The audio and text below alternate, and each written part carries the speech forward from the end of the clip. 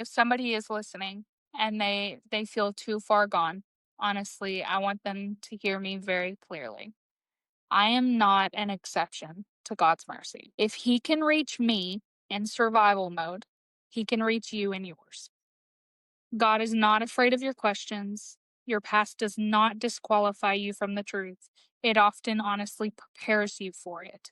Mm. All you have to do is start with honesty because God can work with honesty. Pray, even if it's messy, even if it's not where you thought it would be, even if you don't know what to say, ask God just to show Himself. Then follow the light you're given because I didn't find God because I was good. He found me because He is good.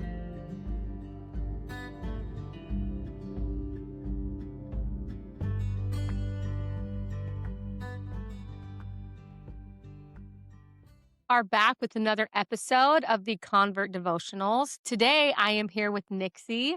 I found Nixie online. One of my other guests prior found one video of Nixie and talking about her conversion story to the Church of Jesus Christ of Latter-day Saints. And she tagged the Convert Devotionals podcast underneath it. So I was able to watch some of Nixie's videos, and I'm very excited to hear today. So thank you, Nixie, for coming on. You're welcome. I'm glad to be here, honestly. Awesome. Do you want to just tell us a little bit about yourself and then we can get into your story?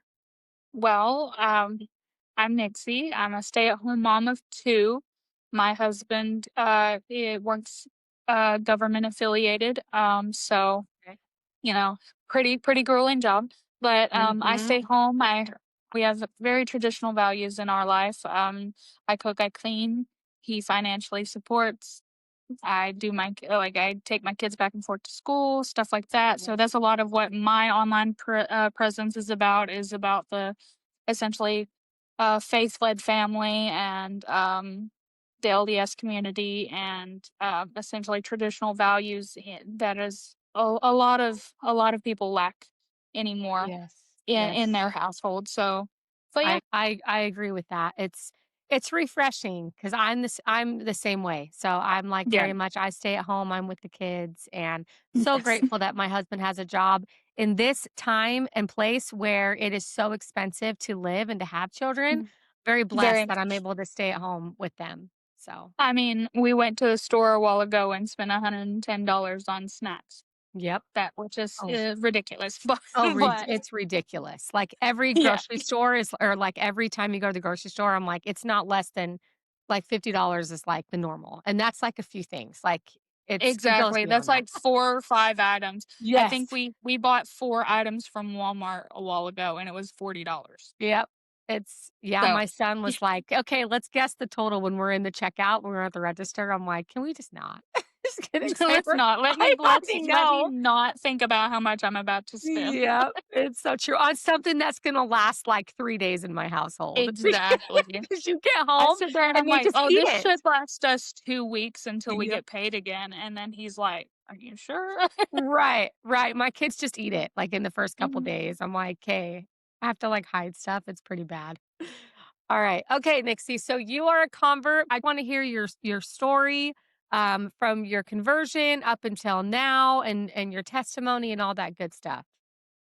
So, conversion up to now. So, I met my husband last year, um, and he grew up in the Church of Latter-day Saints, and Mhm, essentially, I was like in between being Wiccan and still coming back to God. Essentially, I was going to non-denominational churches at that time, and when I met him, he was like, "Well, I'm Mormon or LDS," and I was like, "Oh, that's cool." I had never honestly really fully met and talked with anyone in the LDS community at that time. So I was like, that's cool. So we just kind of agreed to because he was like, would you learn essentially about my faith? And I was like, yeah, I would love to learn about it. So he invited me to go to Sacrament one day. And the funny thing is, it was the first Sunday of the month. So within the ward, you get up and you share the testimonies, and that's literally mhm. all sacrament is other than partaking in sacrament. So he was so worried because our ward really heavily talks about Joseph Smith, so he was so Mm, worried that I would think that they worshiped Joseph Smith right.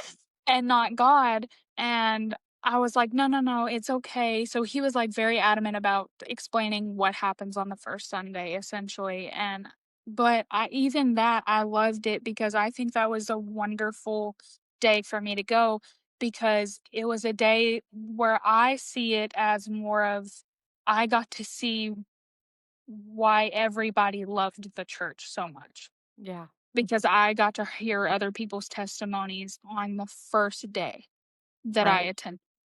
And I just fell in love with it after that. And then I looked at him one day and I said, "Hey, I want to meet with some missionaries."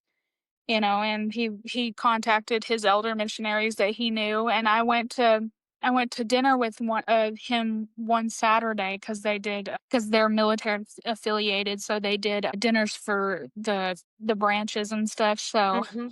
we went one day, and I absolutely loved them, and they were talking about everything. And honestly, I'm still in contact with those. They finally went back home, but I cried so much when they left. Oh, you Um, get an because you get, like, an attachment, like, you really it's special, yeah, a bond. it is, it is. Yeah, But I stayed in contact with them. I sent them photos of our trip this last week, so that's they loved awesome. it. That's awesome. But yeah, no, and then I started meeting with missionaries and a lot they every single one of them, every rotation, they all looked at me and said the same thing, and they were like, "You are probably one of the easiest people to teach." And I asked them, "Why is that?" And they said, "Because you're like a sponge, you just soak it all." Yeah, And I was like, "Can you elaborate more?" And they were like, "You don't have many questions, you just understand it." It just they essentially told me that I just got the concept of what they were saying. yeah, And I didn't have many questions. I was like, "Oh, I understand this." It's not hard to understand the doctrine or the word of God or any of the scriptures when you're willing to open your mind and actually learn it. yeah. So, Very but true, but very true. So tell me more you tell me more about, like, your upbringing as far as what you said you were religious, and then you said you became more of a Wiccan later before you joined or before you started getting introduced to the Church of Jesus Christ. okay. Yeah, so I was raised Baptist. Okay. Faith was a major part of my childhood, but it was also very, very strict.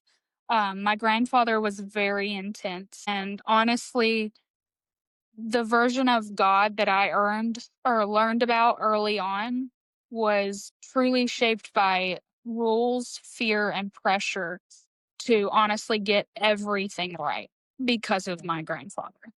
Yeah. Um, Mind you, I'm grateful I was introduced to the scripture and the idea of God early on, but the emotional tone around faith did not feel like peace. It felt like a standard that I could never reach. And as I got How do you older, mean? Sorry, how do you mean? oh, you're Like, fine. So, or just essentially, it was always I had to do so. The thing I learned in the LDS faith essentially was that we still have a chance. You know what yeah, I'm saying? Even after we leave this earth, we yep, still have a chance. The way my grandfather taught it was you either get it right now or you don't get to go. yeah. Like So like, it was well, he it just was you got up to the pearly gates and he said, "Screw you. You're going down there." wow. So it was very fire and brimstone with my grandfather. More of So, a vengeful God rather than a yes, merciful God. yes, and that is exactly what I've told everybody. I was like, I did not believe even back then, I did not believe in a God that would sit there and condemn them for the littlest thing. I seen him as a very merciful person and a very forgiving and just person, you Yeah, know, somebody yeah, that would forgive yep, easily. yep, But as I got older, I felt like a quiet internal tension. I believed he was real, but I didn't feel like I understood him. I didn't Yeah. feel like what I was being told was correct. I knew about him, but I just didn't feel close to him at all, Yeah. you know? So, faith felt very heavy and not healing like it should be. Nixie, it's so interesting how we can develop a how do I say it? Not a portrayal of Jesus Christ, like an idea of Jesus Christ and Heavenly Father by what religion we are or by what we learn of him that Yeah, because of and there's a million ways to God, and I always say this, and I believe it with my whole heart, no matter what yeah. religion you are. But when you have certain ideas, like my husband was also raised Southern Baptist, so we Yeah, know. that's exactly what I was raised with Southern Yep. Baptist. Yep. So Yeah, I'm familiar with it, and his father, yes, very familiar, vengeful God, not merciful in the least, in the least. yes. So it's amazing. He had the exact same mindset when we met. Was like, oh no, that you can't make mistakes, you can't do this, Yep. and you have such a from how you learn, and it's not your fault. It's just how you learned. It's how you learned of Jesus Christ. My husband made a good point yesterday. He said, like, we were talking about how everybody misconceives the fact that they're like, oh, if he's an all-knowing God, why would he let this happen to me? I believe his plan is starts on your redemption, Yeah. essentially. It starts his plan for you doesn't start back then. It starts right as you accept him and then on. He will always put things in front of you in your hard times to lead you to him. Yep. But that plan that he has for you is not going to start until you accept him. I kind of honestly went really numb Yeah. on the idea of religious structure. At first, honestly, I called myself atheist, and then I went to agnostic because I still sensed there was something spiritual that existed, but I didn't trust that religious structure anymore. Yeah. I was trying to make sense of pain without God. How could he put me through this? How could he be such a vengeful person if he didn't want me to come to you know what I'm Yeah. saying? Yeah. Definitely. And honestly, when you're living through trauma, it's very easy to believe that you're on your own, Yeah. that Oh, there is definitely. nobody there to help you, Yep. even him. Truly, I feel like that season of my life wasn't like what a lot of people would say in the Wiccan community. It was a false sense of freedom. Mm, Truly, it wasn't freedom. It was a lot of emptiness. I felt very alone. okay. Um And even back then, whenever I look back, I sit there and I was praying to false gods and false idols and stuff like that. And I was using what people call magic and stuff like that. And all I felt, I could not understand why all these bad things kept happening and kept happening and kept happening. And now that I look back at it, I'm like, whenever I did believe in him, when I did have him with me in some point in my life in the beginning, he was looking over me. You know what I'm saying? Yeah. Yeah. But I strayed and I was empty without him. That's why all the bad things happened. But during that period, I met my ex-husband. He was Norse pagan. I had 2 children with him. He was someone who struggled very heavily with alcoholism, and he became emotionally and mentally abusive to both me and my children. I'm sorry. When I left him it's okay. Um, we're out now, so when I Yeah. left him, I honestly left with absolutely nothing, and that was 6.5 years of life with him. That was 6.5 years of from whenever it started when I was 16, and I truly do feel like he groomed me a little bit because he was 4.5 years older than me. Oh, wow. Um, Yeah. so he knew what he was doing. I was 16, he was a family friend, and, I left him when I was 22, 23, something like that. Mhm. I know my son was at least my son was like 2.5 years old. But when I finally left him, I left with absolutely nothing, no safety net, no stability, just 2 little lives that truly depended on me and me alone because I knew he wasn't gonna help me.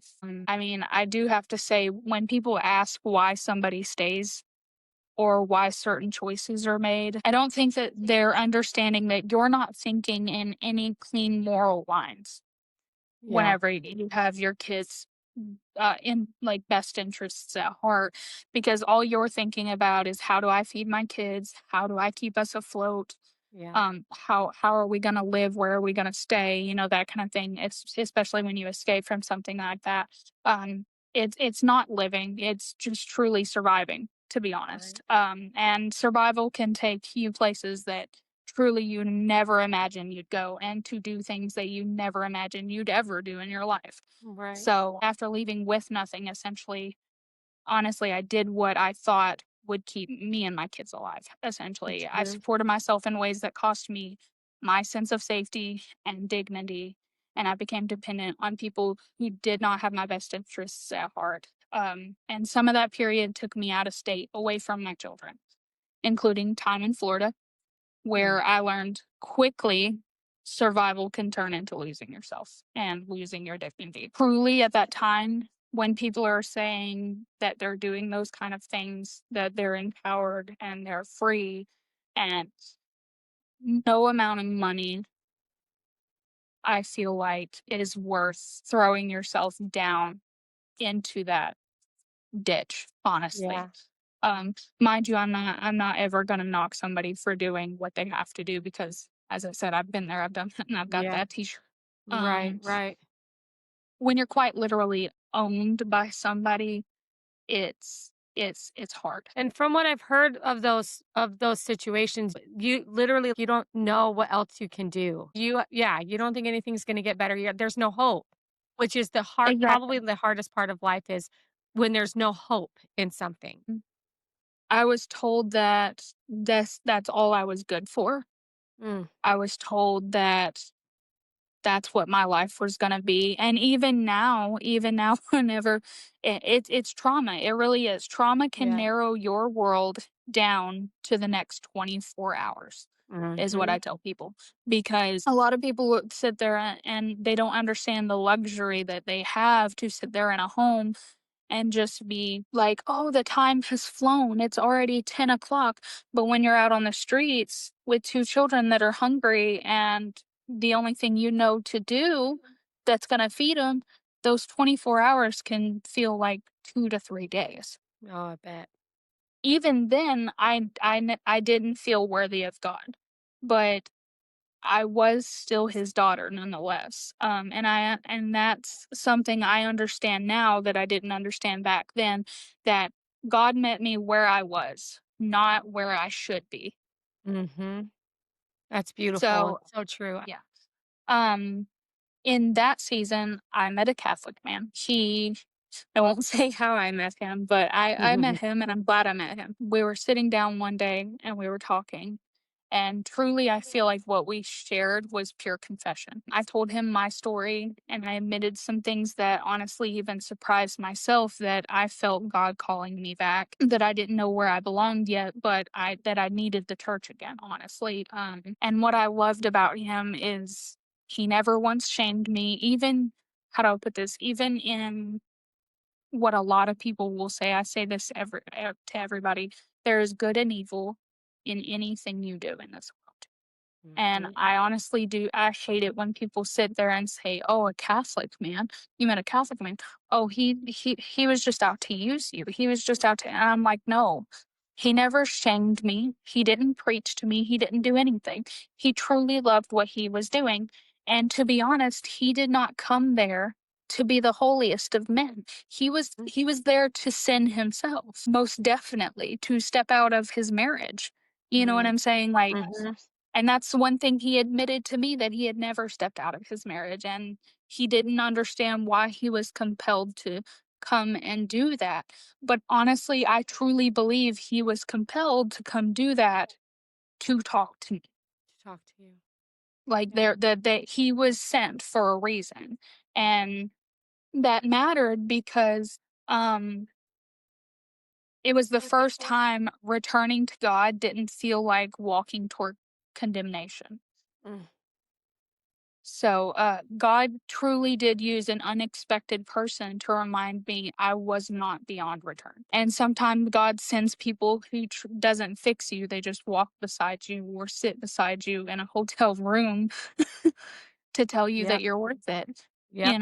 That he still loves you. But Yeah. at the same time, I was still searching for control and meaning.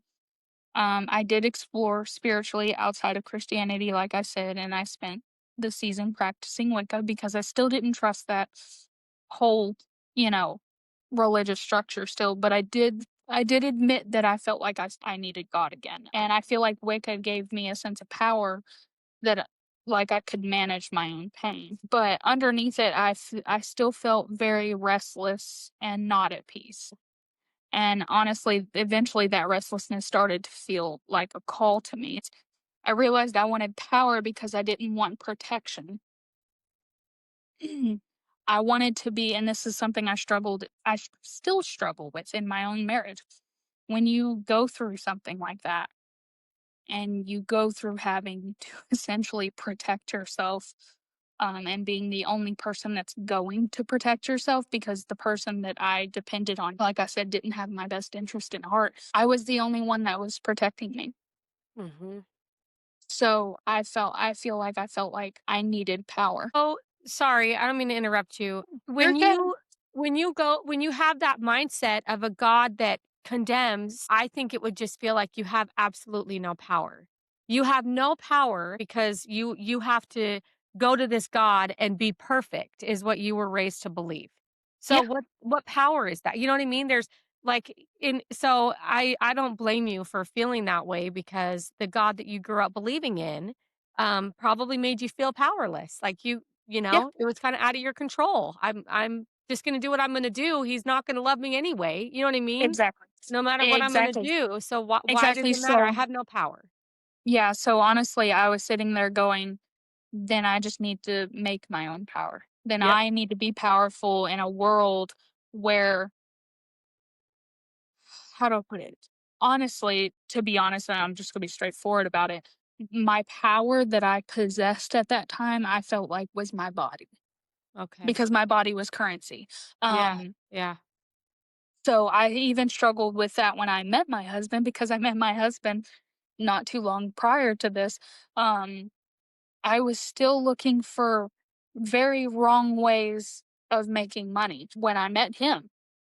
Yeah. And I struggled with modesty very Mhm. much. I felt like I had to always show myself off because my power was my body. And I Yeah. struggled with him looking at me saying, that's for me and God and for you and God. You know what Yeah. I'm saying? Like, Yeah. it's only for three people, it's myself, him, and God. And I was like, why are you downplaying me? Why are you internally, truly, I was like, why are you trying to take my power away? Yeah. You know?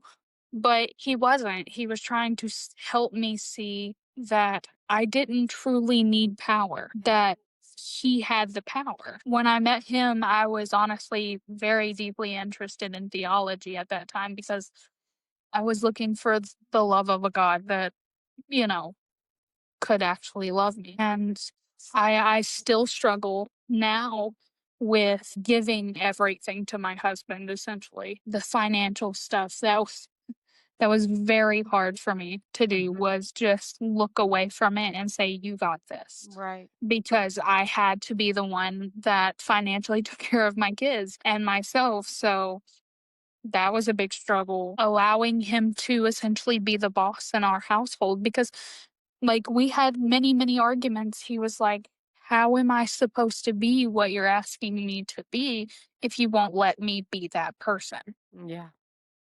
And it was many, many times of, "I am letting you be that person, I am," and then he would pinpoint how I'm not, and I'm like, "Oh, that's what that is essentially," you know? Yeah. So, I had many things to fix whenever I met him. I'm so grateful for him because he has helped me fix many things in my life, Yeah. including my faith with God. When you learn more about Jesus Christ and you learn more about the gospel, people think that the man is in control, but and it's not that case. You're together Yeah, and you are one person together with God. And it's a yeah, triangle, not like a not like a ladder, Yeah, where it's God, my husband, and then me. It's we're together, and then here's God with us. But exactly. yeah, and so it took me a while to learn that too and to realize the power that I actually do have as the wife and as the Oh, yeah. mother and nurturer and what the power he has, and we come together and it I makes a love perfect union. me come into my feminine era for the fact that this is something I struggle with still. I was a very, very angry individual. Like somebody could look at me wrong in the Walmart parking lot and I'd be like, "What are you looking at? Take a picture, it'll last longer." You know what I'm Yeah, saying? Like yeah. I was Totally. very confrontational and I'm still that way a little bit, but I have softened. But he looked at me and he said he was always jumping on to me about it. He was like, "Hey, you don't need to be that way. That's why I'm here. If you need protecting, I'm here." You know? So, It's how it should be. Exactly. exactly. Yeah, that's you're the protector. You said that you were at the part where you met the Catholic man who brought you a little bit towards Jesus Christ, and then Yeah. you became Wiccan, and then have you said when you met your husband now? Did you already talk about that? No, I don't think so. I am at the notes where I met with the missionaries and Oh, stuff yeah. like that. Sorry, keep So, going. yeah. No, keep going. No, you're good. When I met with the missionaries, the experience truly wasn't what I expected. Like, I expected to, because I studied psychology for a little while prior to being with my ex-husband, and I was able to talk with a lot of people and stuff like that without having emotions tied in and stuff like that. I thought I had come with all these big questions, but when they got there and they were in my house, like it really wasn't. They all went away. All the big questions went away because as they started talking, each and every question I thought I had was just answered. And truly, like, I thought I was going to be shut down and stuff like that. And I don't know how to describe that feeling, honestly. Like you thought you weren't gonna be worthy? Yeah, in a way, a lot of people outside the church think that it's your past is what matters, Mhm. but it's not. It's your Right. testimony and it's what it's now. Yep. And truly, they cared more about my testimony than they did about anything that happened in the past. They truly, honestly, they were like, "Oh, I feel sorry for you." But what really matters is now. Yep. Is that you get It, there and that you take that step and yeah, yeah.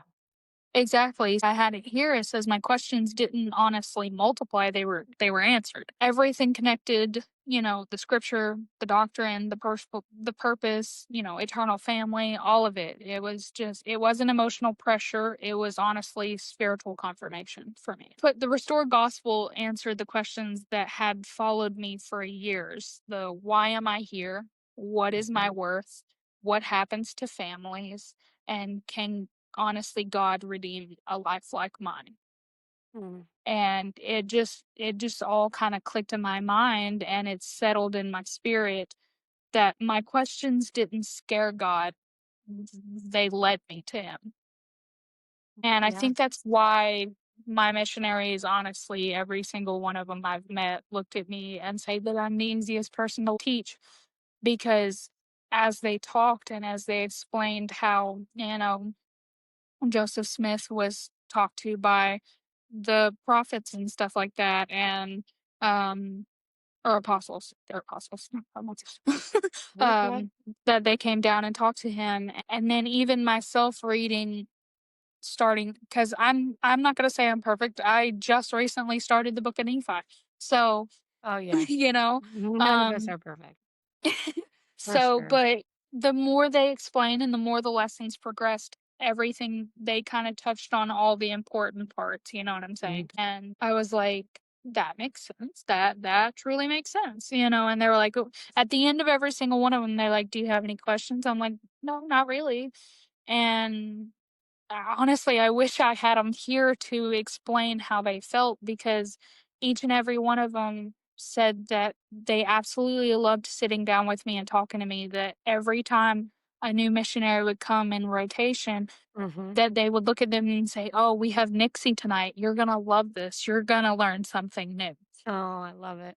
Because They told me that they loved coming to me and sitting at my table because it's not just us teaching you, that you're teaching us as well. Mhm. So then that's what I loved, honestly. I was like, "Oh, y'all are too sweet." But truly, my conversion isn't perfect. It's not instant. I'm still integrating, I'm still growing, repenting, and learning myself. And honestly, God didn't ask for me to be perfect. He asked just for me to be willing to listen. Yep. Truly. Honestly, I describe it as laying blocks each day. I place one more block on the path toward God and towards the celestial kingdom by making small daily choices every day. And it's not going to be a dramatic overnight transformation. And honestly, I currently, like I said, whenever I struggled with my modesty and stuff like that, that's one thing I struggled with was the garments. Mm. In the beginning, I looked at myself and I said, "Oh, I don't really think I'm gonna be wearing garments." You know what I'm saying? I'm Yeah, oh, like, yeah. Oh, I yeah. don't think I'm gonna be one wearing the garments." Yep. But honestly, even now, I just I did a whole closet clean out about a month ago because every time I put something on in my closet, I was like, I feel naked in this. Yeah. Yeah. This feels risque. And it could have been the easiest, the littlest little neckline, or, it was a little bit shorter than honestly Mhm. what, garments would be. I Yeah. started taking certain things off. And if I felt uncomfortable in them, I threw them in a donation. Yeah. I look forward to getting my garments now Yeah. than back then. I look forward to making that covenant with God. And to be honest, I don't want anything to mess that up. That's what I mean by it's small daily choices. It's like laying blocks because every single day I laid that block to having more modest clothes. And that was a big something for me as seeing as looking back in my past of I was not a modest person. I didn't do a very Yeah. modest job either. So So for you, that it was that a was a big big change. huh? For you, it was a big change. It was a big Yeah. block to sit there and finally place Yeah. for me. Um, Totally. Today, honestly, my life looks completely and totally different than it used to the point that it saddens me when my best friend looked at me not too long ago and said, it really upset my husband actually. She looked at me and she said, "Man, you're really taking this modesty thing to the next level, aren't you?" Mm. And that kind of felt like a dig at both mine and my husband's face a little Yeah. bit. Oh, yeah. Mhm. And I was like, that was not okay. But truly, honestly, I would say that I live with purpose instead of that survival and anymore. My husband has given me structure instead of fear. My marriage is Christ centered. My motherhood is eternal minded because honestly, I know who I am and why I'm Mhm. here. Grace did not erase my past, it truly did redeem it. And when people ask how I knew it was true, my answer is very simple is because of the Holy Ghost. Because Mhm. every single time I entered that church, every single time I sat down with my missionaries, something made me cry. And crying is not easy for me. Crying to me is when I feel the Holy Ghost the Mhm. most, because it's not hype, it's not pressure, it's just that quiet, undeniable knowing that this is the path back to God. And I realized God wasn't just calling me back to a belief, He was calling me back into covenant, honestly.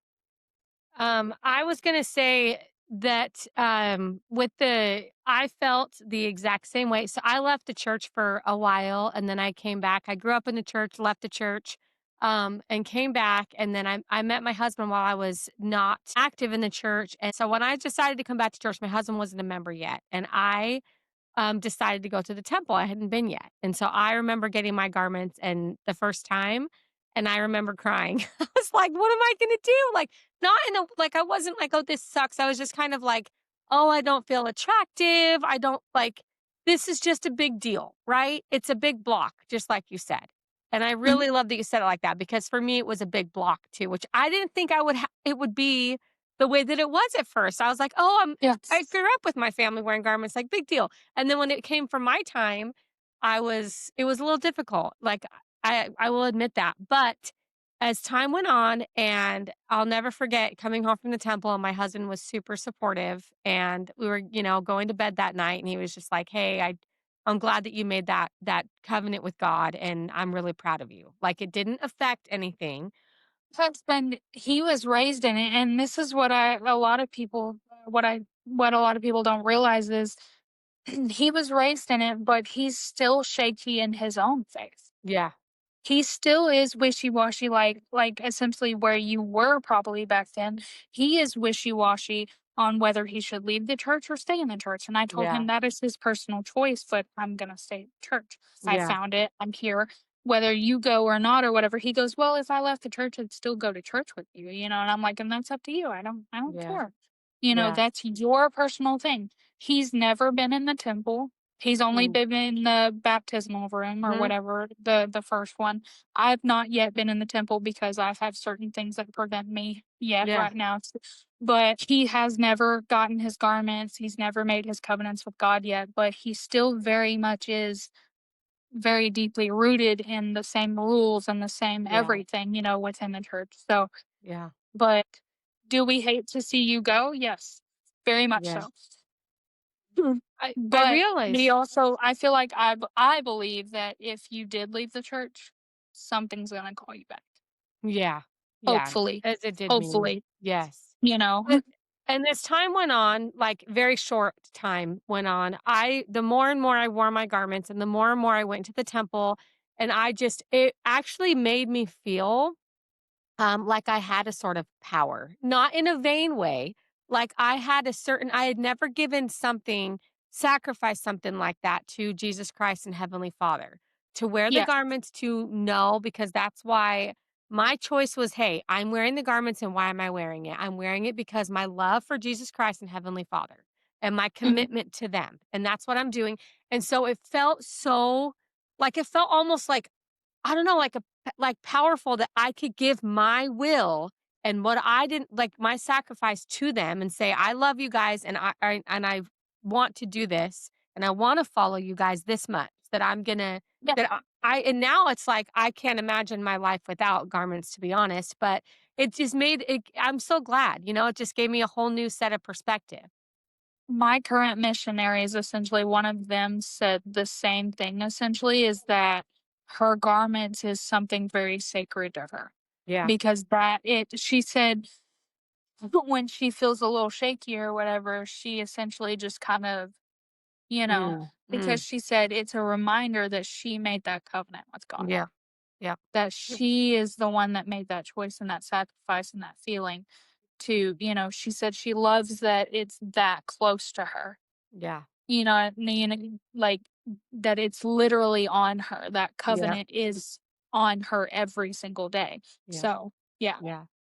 In a world where we make our own decisions and we're all about doing what you want, all about, whatever you want to do, I think it's powerful to actually do the opposite of that and realize I'm going to do what my higher power tells me. Like, I'm going to do Yeah. what I feel the higher power is telling me to do, or I'm Mhm. going to give that to them and And even sacrifice that in part of that me.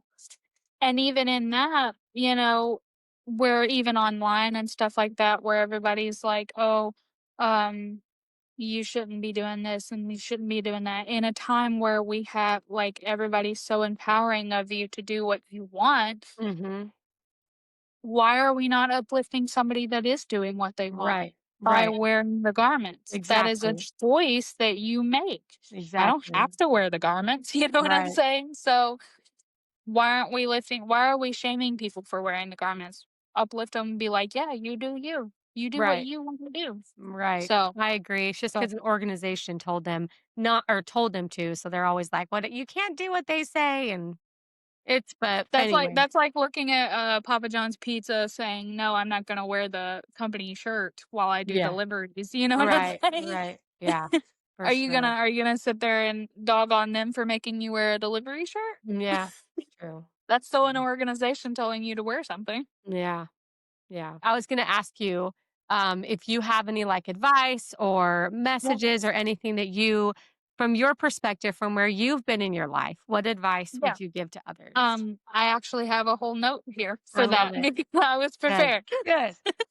So honestly, I would say if somebody is listening and they feel too far gone, honestly, I want them to hear me very clearly. I am not an exception to God's mercy. If he can reach me in survival mode, he can reach you in yours. God is not afraid of your questions. Your past does not disqualify you from the truth. It often honestly prepares you for it. Mm. All you have to do is start with honesty because God can work with honesty. Pray, even if it's messy, even if it's not where you thought it would be, even if you don't know what to say, ask God just to show himself. Then follow the light you're given because I didn't find God because I was good. He found me because he is. Okay, that was awesome, Nixie. Thank you. Thank you so much. You're This welcome. was this was a really amazing episode. Your story, you have been through a lot and you are Yeah, a light. And I am so grateful that you were able to come on and share your story, share your testimony, and share your light that I know others have seen. I already know it, but I know even more. Hopefully we'll see after they watch this episode. And you're welcome. And I'm glad to be on here to share it because, like I was telling my husband in the car yesterday, I hope this reaches somebody that even if somebody was watching every single one of your episodes and was like, this doesn't relate to me, this doesn't relate to me. And then maybe I'm the one thing that they're like, wow, this is me and this is the position I'm yep, in. She fought in the same position I was in yep, and she was saved as well, and he yep, still loves her. So yep. and Always. he was like, "Yeah, you're right," you know? So Always. He always loves us, and it's hard when you're not raised with that mind with that knowledge, and you don't know that you're raised with the God that's a condemning God, and that's what you know, it's so but just like you said, he finds you because he is good, and exactly. that's amazing because it's so true. You couldn't have said it Mm. any better. So, Yep. He will always meet you not where you should be. yep, yep, exactly. With the sinners, like, yep, always, always. Thank you, Mm. Nixie. Thank you so much You're for welcome. coming on. You're welcome.